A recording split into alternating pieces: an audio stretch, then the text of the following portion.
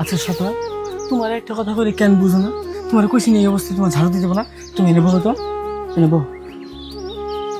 আমি সব কাম করুন, তুমি এনে বয়ে থাও।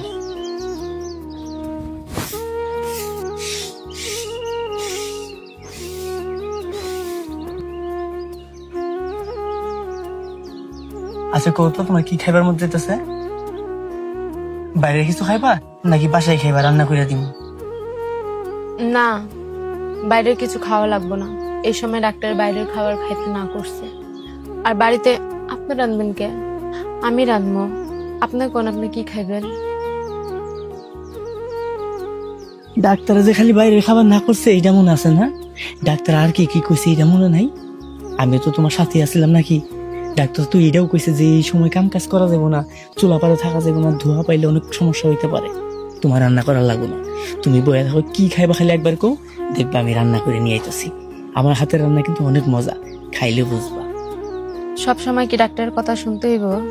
আমরা না খায় থাকবো নাকি? একটু আধটু চুলার পরে গেলে কিছু হইব না, আপনার সন্তানের কোনো ক্ষতি হইব না, বুঝছেন? হয়েছে, নিজে যখন এত বুঝো তাহলে ডাক্তারের কাছে গিয়ে আমার টাকা গুলা কেন খরচা করলা? নিজে ডাক্তার হইতে যাও না, যা কইছে তা মানার চেষ্টা করো। আমি রান্তাছি, তুমি এনে বয়ে থাকবা।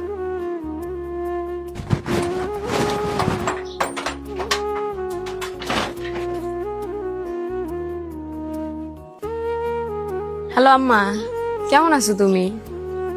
আরে এটা তুমি কি কও? তুমি যে আমার কিছু করতে দেয়। আমি এখন ঝাড়ু দিতেছিলাম, আমার হাত দিয়ে ঝাড়ু নিয়ে আমারে বসায় দিছে। আবার আমারে কি জিজ্ঞেস করে বাইরে কিছু খামু কিনা। জানো মা, আমার কপালটা অনেক ভালো যে আমি এমন একটা স্বামী পাইছি যে আমারে সম্মান করে, অনেক ভালোবাসে, আমার কোনো সময় আঘাত দেওয়া কথাও কয় না।